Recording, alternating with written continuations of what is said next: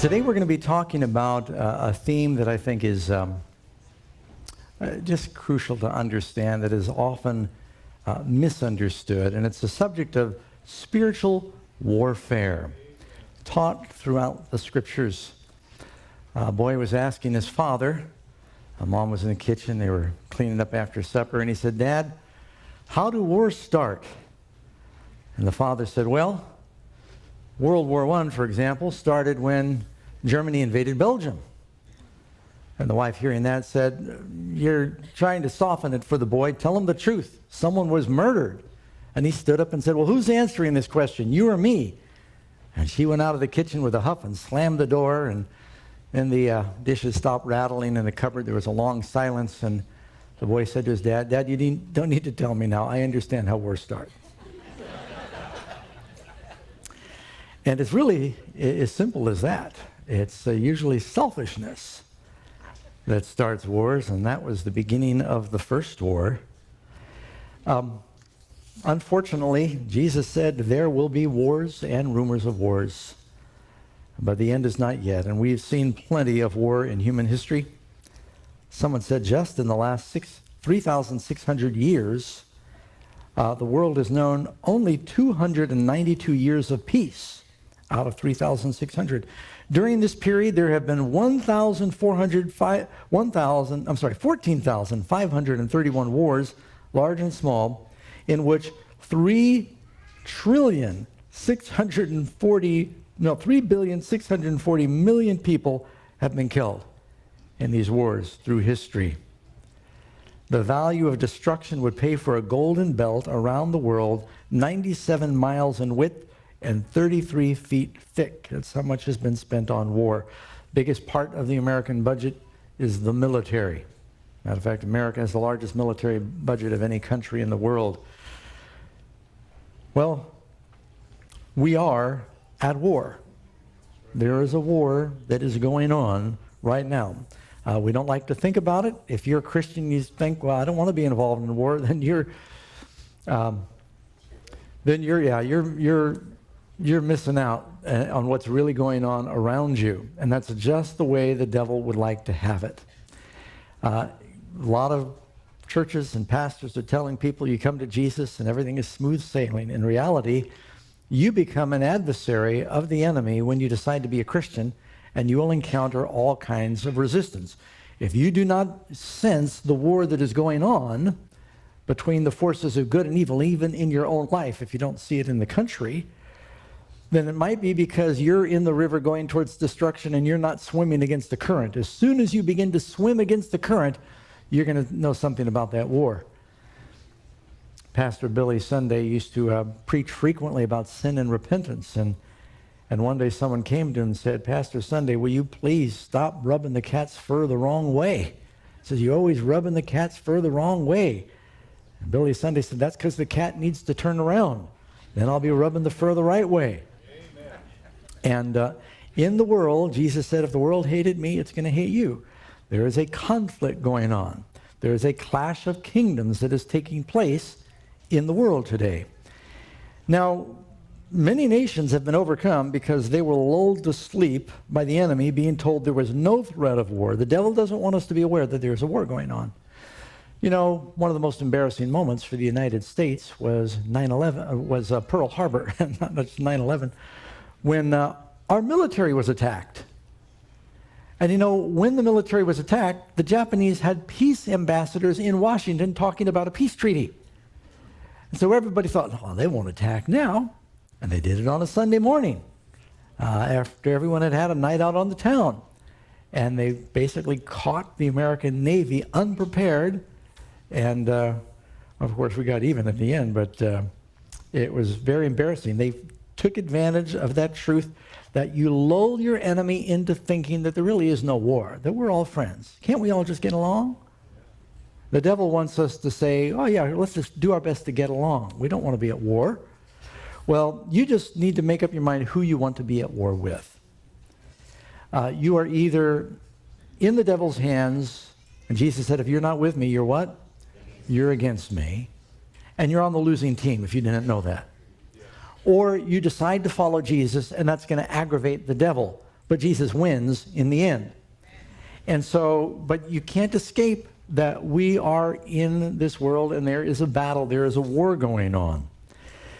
You know, Hitler was able to trick the Russians into signing a peace treaty just before World War II, so they would not resist his invasion of Poland, and then later he attacked them in spite of the peace treaty, and they were not prepared for that first initial attack. Nazis marched almost all the way to Moscow because he had lulled them into thinking, you don't need to make war preparations, I'm going to give you a treaty, we're going to have a pact, everything's going to be okay.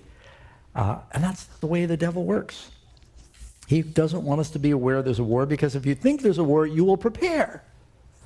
Who was it? Norman Schwarzkopf that said, the more you sweat in peace, the less you bleed in war. What he means by that is, in the times of peace, you need to be preparing and sweating so that when the war does come, you don't bleed. And that's a good policy of preparing. You know, a few years ago, I was on an airplane and I was offered this free book. It was some Audible book program, and one of the free books they offer you, everything else you pay for, was it was a book called The Art of War by Sun Tzu. And it's an ancient book, goes back like 2,000 years before Christ. A Chinese warrior, writer, general wrote this book on the art of war, and it's full of all kinds of very interesting dynamics. And the book has recently become a bestseller again because people realize the principles about the art of war also apply not only to war, but they apply to business. And in many ways, they apply to the Christian life. There are certain basic principles. For one thing, he said, if you're ignorant both of your enemy and yourself, you are certain to be in peril.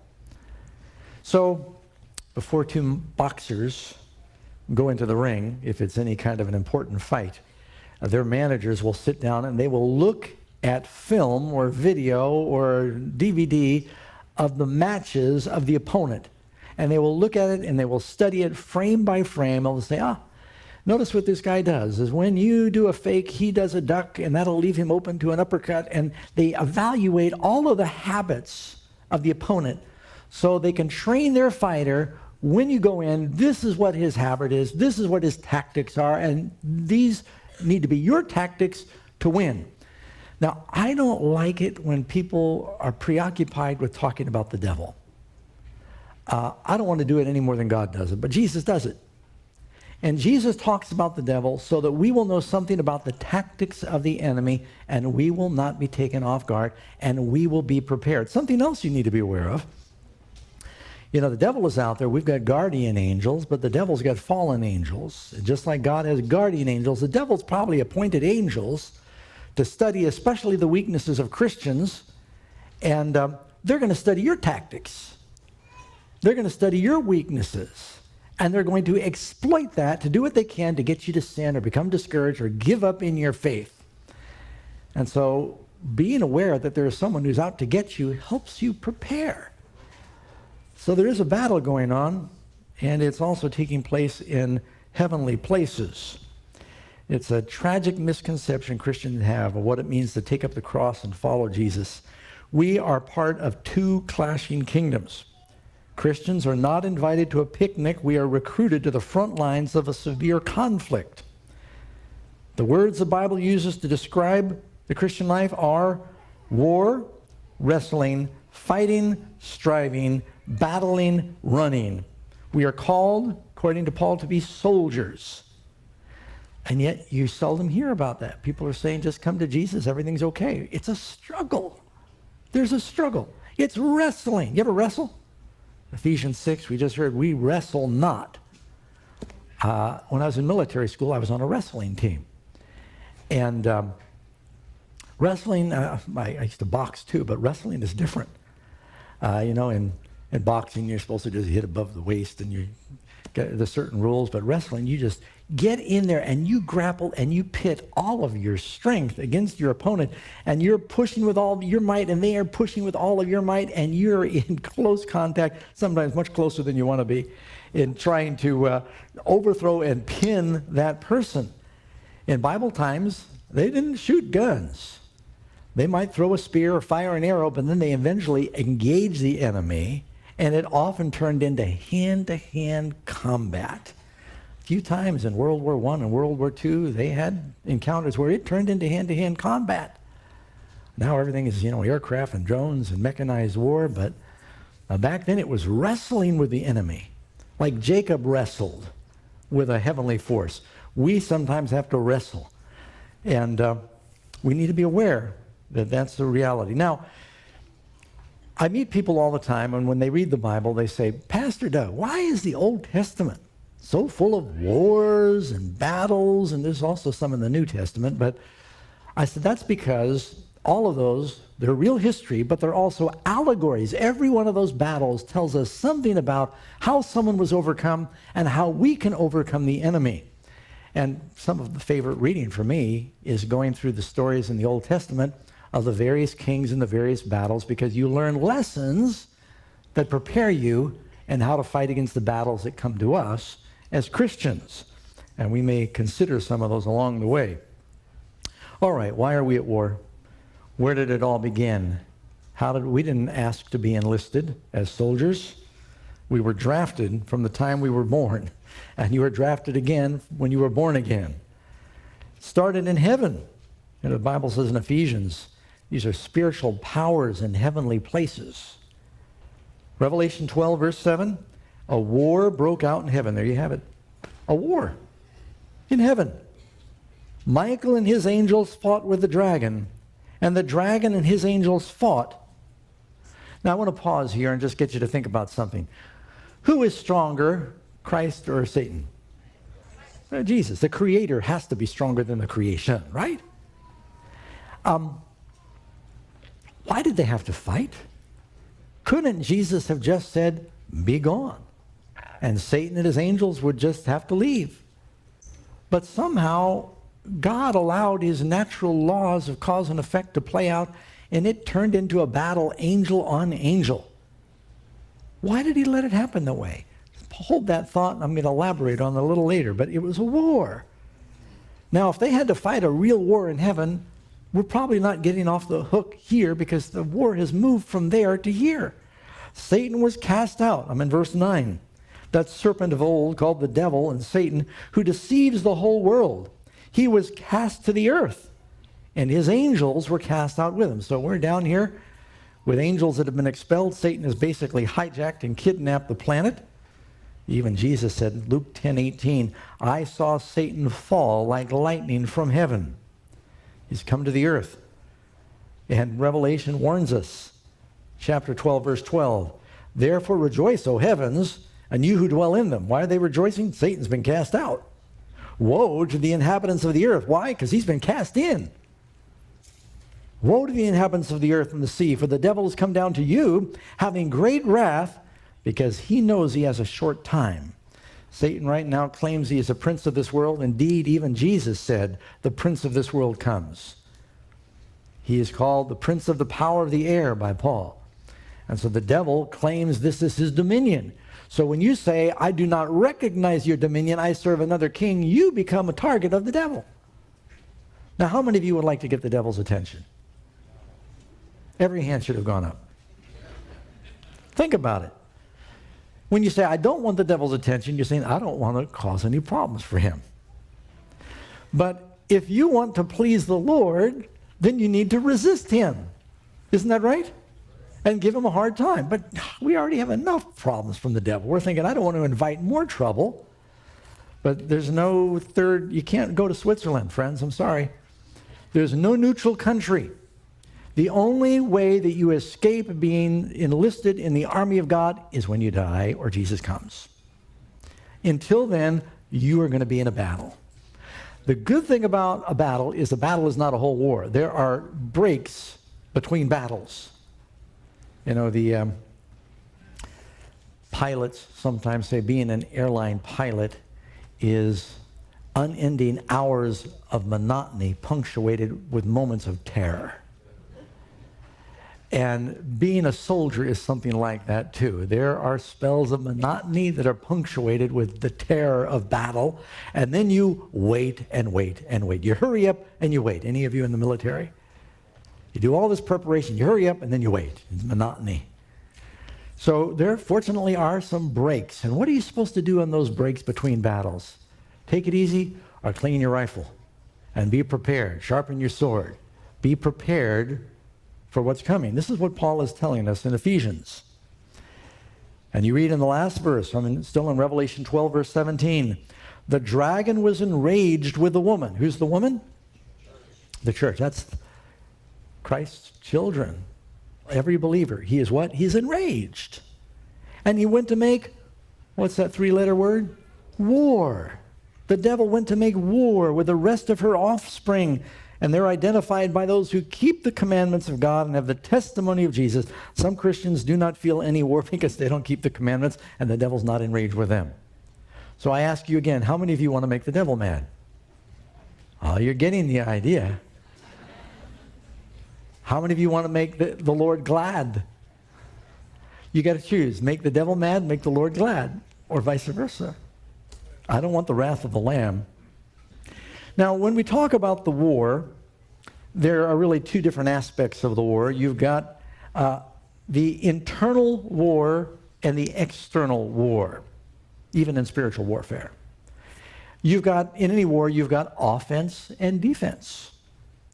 Some wars in the Bible were fought where they were defending their city because they were attacked from the outside, and they're just trying to maintain survival. Other times, like when Joshua went into the promised land, they went out conquering and to conquer. That's a quote from Revelation. So they were told to take this territory that belonged to them. As a Christian, we're involved in both offense and defense. A lot of us are always on the defense. We're so worried about being overcome by the enemy that we're always thinking, how can I resist temptation? But you don't want to stop there, because as a Christian, you're also wanting to go out and conquer for Christ to reach other people. A biblical war that helps to give that dual nature here. Genesis 14:14, you know the story. Lot and his family living in Sodom is a bad place to set up house. They are attacked by Chedorlaomer and these 5 kings from the north. And they come down and they kidnap, they seize all the people from Sodom and Gomorrah and those cities of the plain. They take them back up towards Damascus. Abraham gets word of it. And it says in Genesis 14:14, Abraham heard that his brother was taken captive. It's actually his nephew. He armed his 318 trained servants. He must have had a big household because he got 300 that are trained with war. How do you like that? Abraham, what's his job? General Abraham? You ever call him General Abraham? No. Captain? Sergeant Abraham? No. We're saying Shepherd Abraham. But he knew in order to have peace, he needed to be prepared for war. So before Lot was ever taken captive, he had 318 in his household that were ready to fight. So are you training for battle? Are you sharpening the sword of the word? He took his soldiers that were trained, born in his own house, and he went in pursuit as far as Dan, that's way up in the north. And he divided his forces against them by night. He knew something about military strategy. And he and his servants attacked them. You know the most important element in battle? Surprise.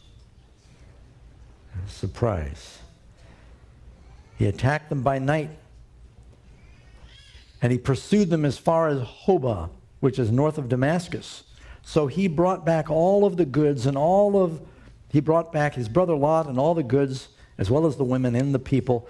So Abraham was not just content to defend his little enclave, but he went out and he rescued those who are captive. These are the two ways that we do battle spiritually, is we're trying to keep from being taken ourselves, and we want to rescue those who are taken captive by the enemy. That's why we're involved in a church, to help people maintain and to help them in outreach. It's in reach and it's outreach. Amen? So let's talk a little bit about this inner war that we all deal with. 1 Peter 2:11, let's establish there is a war. Beloved, I beg you as sojourners and pilgrims. You know what a sojourner and a pilgrim is? Someone traveling through. This is not full-time. This world is not our home. Soldiers are often on the move. I beg you, as sojourners and pilgrims, abstain from fleshly lusts that war against the soul. When we give in to the desires of the flesh, it wars against you spiritually. It consumes you. It's like a cancer spiritually. God does not want us to be controlled by the flesh. You got two natures at war. You got the spirit and the flesh. And if we're always catering to the flesh, wanting to always do everything for our own ease, we don't practice self-denial, then you end up being controlled by the flesh instead of by the spirit. And you're losing the spiritual war. James 4:1, where do wars and fightings come from among you? Do they not come from your desires for pleasure that war in your members? Your members, doesn't talk about church members or Costco members. It's talking about the members of your body, in your heart, your hand, your head, your feet, within you. There's a war going on, and between the spirit and the flesh. Galatians 5:17. For the flesh lusts against the spirit, and the spirit against the flesh. These are contrary to one another, like oil and water. They don't get along. You can't say, I want to be spiritually and fleshly minded at the same time. It's not going to happen. It's one or the other.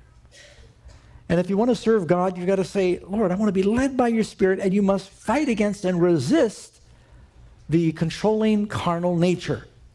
Now, you know what the problem is? You've got both. As long as you're in this world, you're going to be part animal.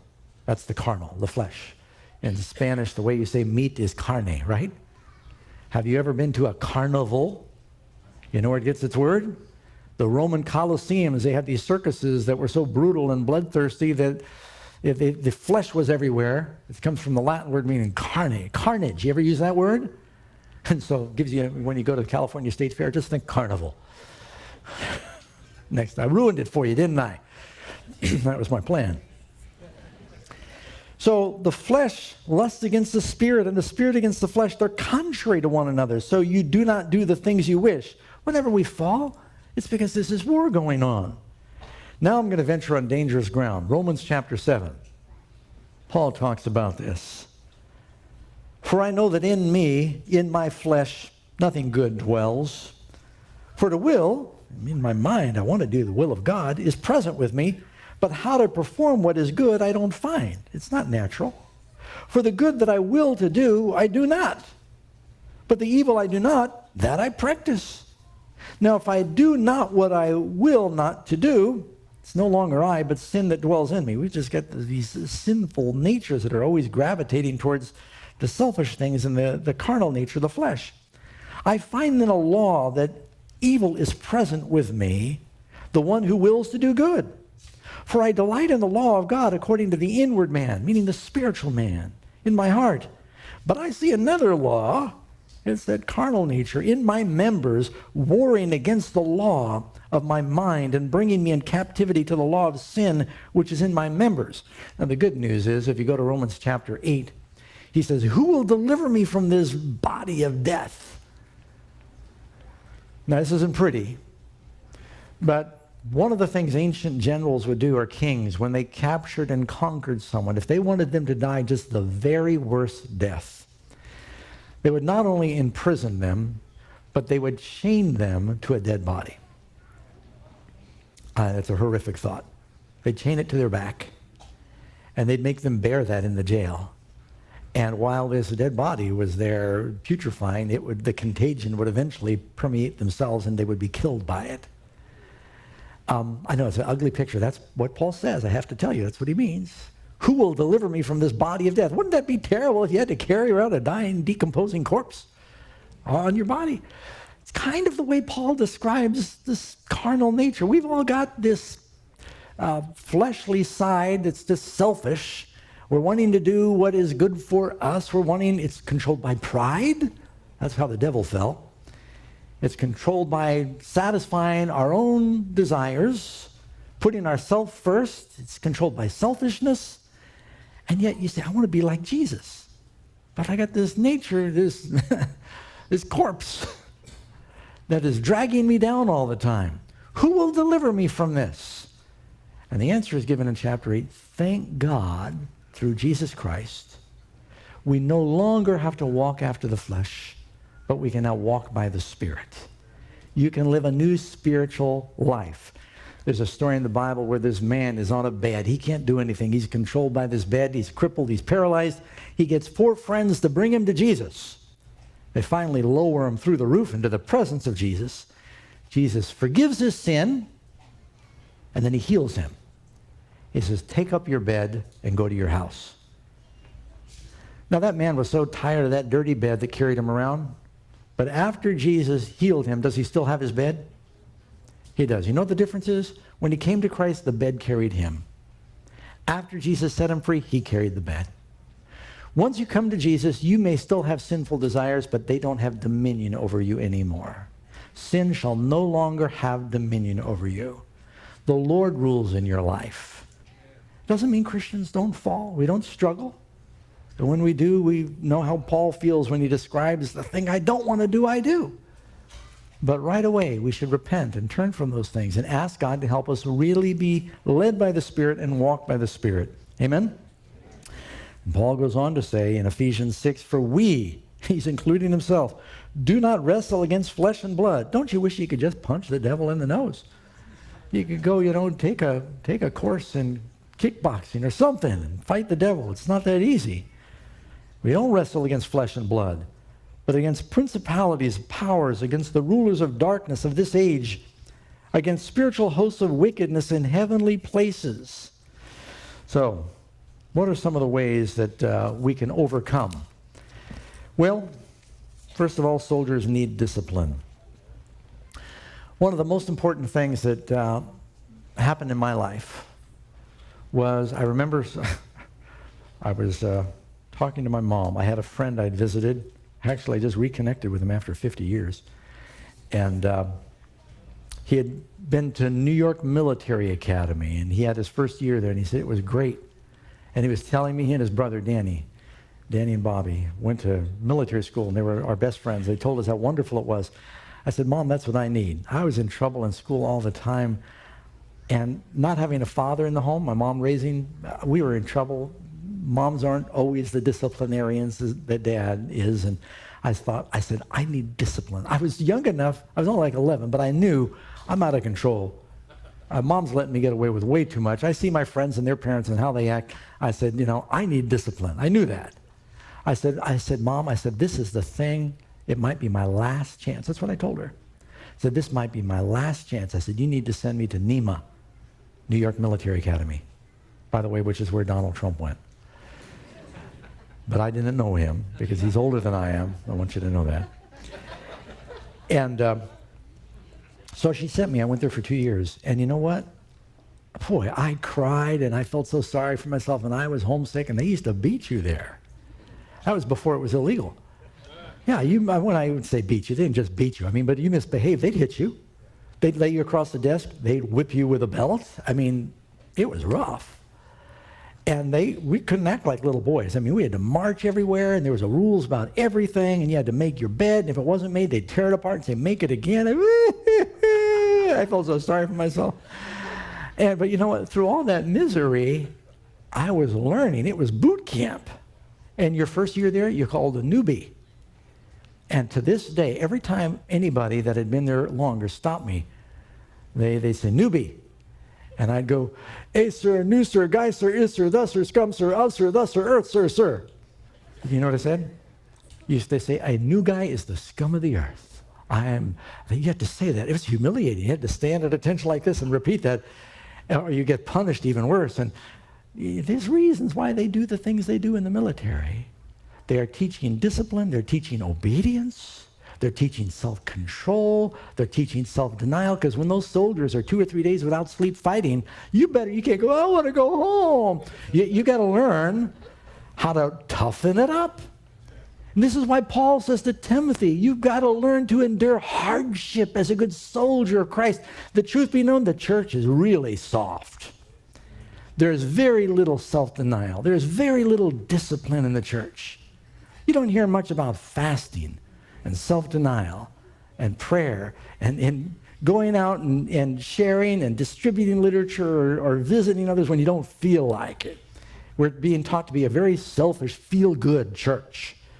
Pastors go out to raise a church in a community, and they'll do a survey and find out, what does everybody in this community want? They want donuts. Let's give them donuts. And you raise up a church of people that like donuts. And they don't learn about taking up a cross and following Christ and fighting battles and being soldiers. We've gotten soft. So you need discipline if you're going to be a soldier. Numbers 32, verse 6, Moses said to the children of Gad and the children of Reuben, will your brethren go to war while you sit here? We got a lot of churches that are just sitting there while everyone else is going to war. 1 Corinthians 9:26, therefore, Paul said, I run not with uncertainty. I fight not as one who beats the air, but I discipline my body and bring it into subjection, lest when I preach to others, I myself should be overcome or disqualified. Every Christian, we need a Christian boot camp these days. Soldiers need courage. We need strong morale. We need to believe in what we're doing. We need to believe we're going to win. If the devil can discourage us and make us lose faith, faith is everything for the Christian. That's the morale I'm talking about, right? That's right. You know the story where Caleb went before the children of Israel with Joshua and 10 other spies, and they did reconnaissance in the promised land. They came back, and Joshua and Caleb said, let us go at once. It is a land flowing with milk and honey. We can take them. They're nothing. We can beat them. And the other 10 said, oh, no. They're too big. They're too strong in the walls and their armaments. And we were like grasshoppers. And they discouraged the children of Israel. They lost morale, and you can't fight like that. They wandered 40 years. Why? Because they lost faith. You need to have courage. Notice what happens. After 40 years go by, now Joshua is getting ready to enter the promised land again. Joshua, who was a spy, he's now the commander. Listen to what God says to Joshua, chapter 1, verse 5. As I was with Moses, I will be with you. I will not leave you or forsake you. Be strong and of good courage. For this people will divide an inheritance in the land that I swore to their fathers. I promised to give them. Only be strong and very courageous, that you might do all according to the law that Moses my servant commanded you. Have not I commanded you? Be strong and of good courage. Do not be afraid. Do not be dismayed. The Lord your God is with you. What is God trying to say to Joshua? Don't make that mistake of losing faith they made 40 years earlier. You can whip them. And did they? They won every battle except the battle with Ai, because there was an Achan in the camp. And that was they lost 36 men. But they won every other battle because they had courage. So God wants us to have that kind of courage. You know, before the children of Israel would go into battle, Moses said, the priests will stand before the soldiers. Before they go into battle, they'd make an announcement. And the priest would say, what man is there here who is fearful and faint-hearted? Let him go and return to his house, lest the heart of his brethren faint like his heart in the battle. If you're going to stick around and be, oh me, oh my, I can't be a Christian, I'm going to get overcome, and who can be a Christian? Who can walk holy? It's not possible. You're just going to discourage everybody else. What we need is more people that say, yes, you can. Give testimonies of how God has given us victory. Encourage everybody else that you can be victorious. Instead of hearing all these sermons and testimonies about how I overcome, but thank you for his grace. I mean, I appreciate his grace. You know what I'm talking about? Is everybody's highlighting their overcoming. We're not highlighting any victories. I don't want to be a soldier that loses, do you? We want to believe in the victory. Something else very important when it comes to a battle is communications. You know, the first thing that happened during the Gulf War is when we were trying to take on Baghdad, and they maybe didn't have weapons of mass destruction, but they definitely were gassing people. I mean, Saddam Hussein was not a good dude, you know that. And they were torturing people and doing terrible things. So when they attacked, they took out their communication facilities. First thing they did, they blasted the radios, they blasted the antennas, and pretty soon they couldn't talk to each other. And if you can knock out their communications, they don't know what the orders are, they don't know what to do, and they crumble. You know what the devil tries to do with us? Knock out our communications. If we're not in contact with our commander, there's confusion. We need to daily, regularly be talking to the Lord. 1 Corinthians 14:8. If the trumpet makes an uncertain sound, who will prepare for the battle? Back in battle times, right next to the commander was a guy with a trumpet, and he would give the different signals telling the troops what to do. You've probably all seen the cowboy and Indian movie where when it looks like the fort is going to fall and everything's hopeless for the settlers, all of a sudden off in the distance you hear a bugle. It means all the cavalry's coming to rescue us. That was the bugle sound for charge. And if you're in the military, you used to go to sleep at night, you'd hear, what's that called? They played that over the loudspeaker every day in our military school. And in the morning, the most annoying sound I ever heard was, every morning on the loudspeaker they'd play Reveille. Well, they also had signals for flank right, flank left, retreat. They had, the bugler was given the signal. Well, the military knew, if you can knock out the bugler would stay as close to the captain. He was usually pretty safe. But if you can knock out the bugler, there'd be chaos on the field because the communications broke down. That's why the Bible says, smite the shepherd and the sheep will scatter. And if we don't pray, Ephesians 6:18, talking about the spiritual warfare, praying always with all prayer and supplication in the Spirit, being watchful to this end with all perseverance and supplication for all the saints. Not just praying for ourselves, but praying for the saints. Soldiers must watch. Talked about communications. I just mentioned watchful to this end. Ezekiel 33. So you, son of man, I have made a watchman for the house of Israel. Therefore you shall hear the word from my mouth and warn them from me. Over and over again, Jesus tells us about the importance of being watchful. Watch and pray. When does the devil attack? It's often after a victory the devil attacks. Or he attacks you when you're tired, hungry. And these are the moments when you're not suspecting and you're the most vulnerable. When did he come to Jesus? 40 days of fasting. When did he come to David?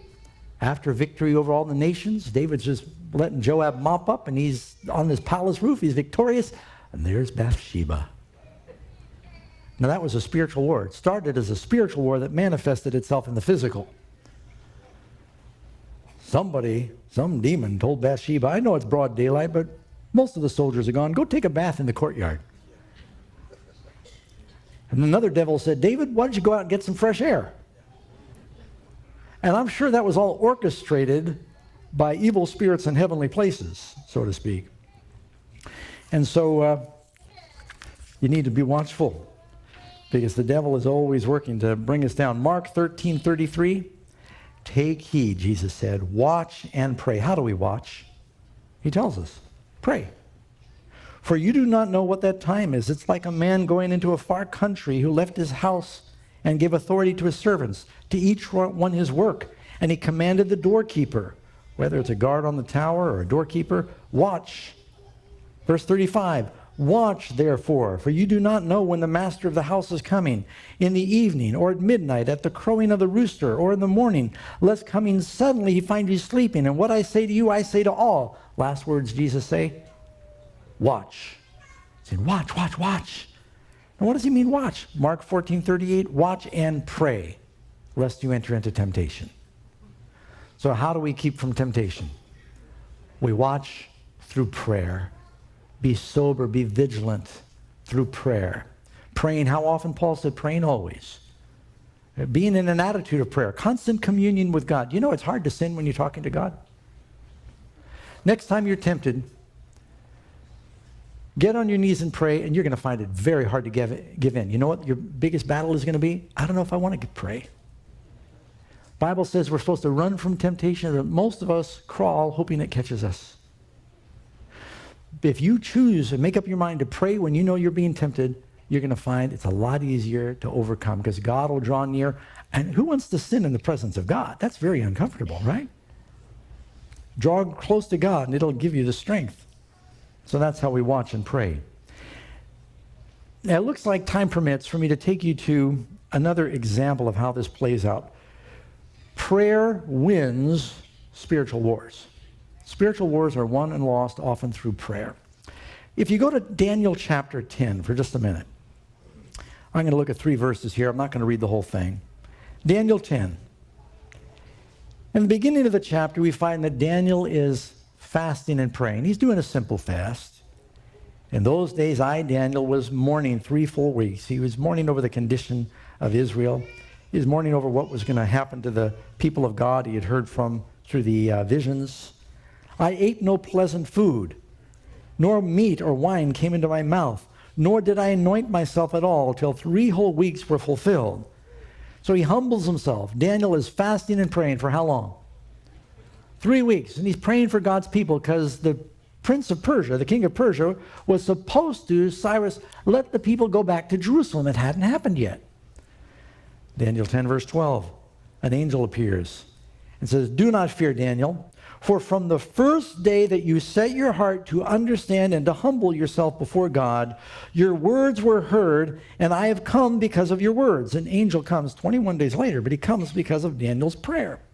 But the angel goes on, "The prince of the kingdom of Persia withstood me 21 days. Now, who can withstand an angel? He's not talking about Cyrus. He's talking about the devil. See, in the same way that it was the devil that told Herod to kill the babies in Bethlehem, you can often see through history it was the devil that worked behind the king of Tyre in chapter 14 of Isaiah, or the king of Babylon. And in Ezekiel, it's the king of Tyre. It's the devil behind them all. So it's saying the devil resisted me. This, I think, is very interesting. Well, he withstood me how long? 21 days. How long was Daniel praying? 21 days. And behold, Michael, one of the chief princes, and many believe that Michael is another word for Christ. It's Christ's pre-incarnation. He is the Son of God. And when it says chief princes, it means the chief or the highest of all, came to help me, for I had been left alone with the kings of Persia. Now, why would it take an angel 21 days? Why does Michael need to be called? Notice this. Daniel 10, verse 20. Then he said to me, "Do you not know why I have come to you? Now I must return and fight with the prince of Persia." This is an angel talking. "For I've gone forth. Indeed, the prince of Greece will come." So you get the picture here? There's a battle in heavenly places. Daniel is praying that the Holy Spirit and providence will move the king of Persia, Cyrus, to finally let the people go back to the promised land and fulfill their destiny. And the devil is resisting that happening, and the angels are fighting against the devil, and it doesn't just happen like that. I don't know what they're doing up there in heavenly places, but those fallen angels have some power. Fortunately, there's twice as many good angels as bad angels. I think if our eyes were open right now and we could see the battles raging in heavenly places for our souls, it would terrify us. We'd pray more, I promise you that. If you saw the kind of battles that are fighting for us, we pray more. David, once a plague was going through Jerusalem, and David's wondering what's going on. He looks above Jerusalem. God opens his eyes. He sees an angel with a sword in his hand because of the pride and the sin of David and the people. A judgment's going through the land. All they see on the ground is the plague. David sees the angel in the air. So there are spiritual things that are happening. And so I always thought it was amazing that 3 weeks go by, and he says, and the battle's not over yet. We've got to go back and fight against these spiritual forces. I always thought, oh, good angels, slam dunk. They can wipe out an evil angel right away. Not so easy in the Bible. There's something going on. You know what made the difference in this prayer being answered? Daniel praying 31 days moved the hand of heaven, and a nation was released from bondage, but it wasn't without a struggle. I just summarized what I read. Daniel praying, a one person on earth, fasting and praying, mobilized angels in heaven to come and to strive with the evil angels that were manipulating the powers of earth until finally Cyrus let the people go home. Would God we had more people on earth praying. Amen? To move things in heaven. There are battles that are going on. Something else about an army. Do you know an army marches on its stomach? You ever heard that? They don't march on their feet. They march on their stomach. You stop feeding soldiers and you watch what happens. They can't fight. I remember reading in the Bible that 1 Samuel 30, David went and his 600 men who were with him, they came to the brook Besor. They're trying to rescue their families that have been kidnapped by the Amalekites. And they left some behind. David pursued, he and 400 men. For 200 stayed behind. They were so weary they could not cross the brook. They were actually malnourished. You read in 1 Samuel 14, King Saul made a really dumb order. He said, do not eat until I've been avenged of my enemies. And the soldiers were fighting the Philistines. They won the first battle, but then they got hungry and they couldn't fight anymore. Jonathan saw some honey on the ground. He ate the honey and he said, look how my strength and my blood sugar has been revived so I can keep fighting just from a little honey. You should have let the soldiers eat. We would have had a bigger victory. You know how the devil tries to overcome the church? You can read in 2 Kings chapter 6, it says that the king of Syria surrounded the Israelites in the north and he starved them through besieging the city so they couldn't fight. He starved them so they couldn't fight. Now, what am I talking about when I say an army marches on its stomach? The bread of life. If you want to be able to fight, you need to feed. I saw there was a National Geographic article talked about the bull moose in Alaska and in Canada, that, you know, they get into a big fight in the fall about who's going to be the big moose and get all the does. Is that what they call the female moose? The moosettes. And the male moose, they go at it and they use their horns as a principal weapon. And whoever has got the most bulk and whoever has the biggest horns usually is the big moose, is the bull moose. And you know how they get the big horns and the bulk? They eat the best food during the summer. Then they're able to fight and win when the battle comes. You and I, if we are feeding our souls now with the best food, we're going to have the spiritual strength to fight when the battle comes. Can you say amen, if that made sense? How many of you ever eat canned food? Any canned food? You ever open a can? How many opened a can in the last week? Do you know why we have canned food? Because Napoleon was losing his battle with Russia because he could not get food to his soldiers without it spoiling first. He offered an award of, I think it was 12,000 francs, if someone could invent a way of preserving the food better for his troops, because an army marches on its stomach. And along came Nicholas Apart. He was a confectionery. And he found that if he used wine bottles and he boiled the food, he didn't even understand Louis Pasteur's bacteria. But he just found that it worked. That if he boiled the vegetables and then corked them, and they were putting fruit and peas and I wish they'd never invented the canned peas, but the fruit and the peas and the different things in the bottles, and it worked. And he ended up getting the award. And it was because you got canned food because Napoleon offered a reward to someone who could help his army march. And Daniel came back from the Marines and he brought home some of his MREs. You ever eat an MRE? Meals ready to eat? They've gotten much better, I understand, but it's designed to last. Well, you and I cannot depend on prepackaged food. We need fresh bread every day from the Word of God. Jesus said, man doesn't live by bread alone, but by every word that proceeds from the mouth of God. Now, I don't want to discourage you when I talk about war. And you think, oh man, don't I get peace? Do you know you can enjoy peace even in the midst of war? David, who wrote a lot of the Psalms, spent a lot of his life in war. Do you realize David had war with the Philistines, with the Moabites, with the Ammonites, with the Amalekites, with the Edomites, with the Assyrians? David fought on every front through his life, and he had wars with his own family. Friendly fire. You want to hear a funny story? Somebody in Seattle a few years ago stole a police car, and they realized it, and they put out, you know, cop walks out of the coffee shop and his car is gone, and they put out an all points bulletin. All these police cars were chasing down this stolen police car. And one of the cars saw the car and be began to make chase through the city of Seattle, and the car got through an intersection, the light changed, and other cars, they had to stop at the light. Well, other cars that had gotten the call, they came ahead, they thought that this was a car that had been stolen. So they rammed their fellow officers. Well, the fellow officers, they thought the guy who had stolen the car had gone around the block and rear-ended them, and they thought, we're under attack. So they jumped out of the car and started to fire at them. And then the other police began to fire at the ones they just rammed. And they exchanged 20 rounds. It's a miracle nobody was killed before they realized they were shooting at each other. You know why the church is not doing more to conquer for Christ is we're all firing at each other. Friendly fire. David fought a lot of battles in friendly fire. But I said all that because even though David's life was surrounded by war, he wrote the most beautiful Psalms on peace.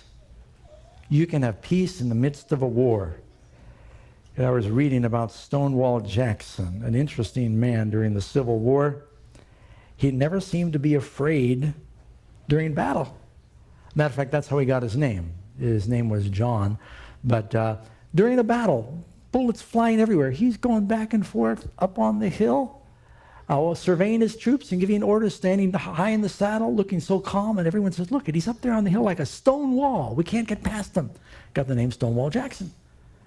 And they asked him, why aren't you afraid? He always displayed extraordinary calm under fire. He said, my religious belief teaches me to feel as safe in battle as in bed.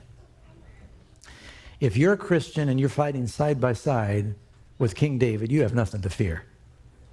You know, I told you, the battles in the Bible inspire me. I remember one battle where all the troops retreated. They were fighting the Philistines over a field of barley, and all the troops retreated except David would not retreat. And one of his mighty men named Eleazar, I never could forget his name, it's Eleazar the son of Dodo. And look it up. There's not many soldiers like that around anymore because they're extinct. But Eleazar, he saw that David was not retreating, and he went and he stood back to back with David, and it says David and Eleazar stayed when all the other soldiers retreated, and they defeated the Philistines single-handedly. If you're fighting side by side with David, you don't lose. Do you know David never lost a battle? I told you Joshua lost one.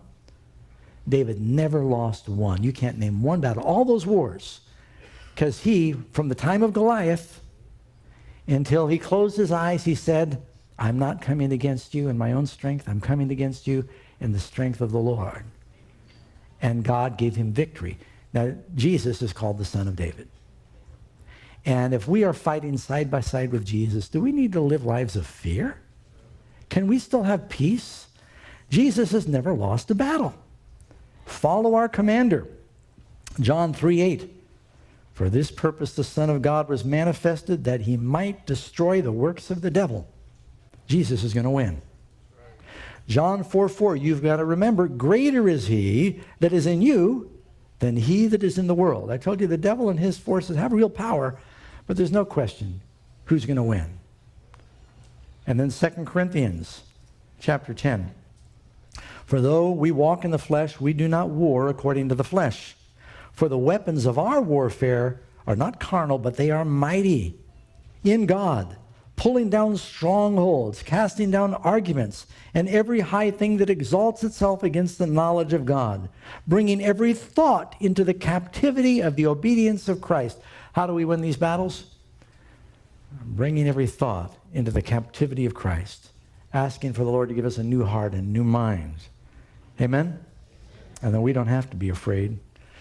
You know, the Salvation Army was formed by a pastor named William Booth.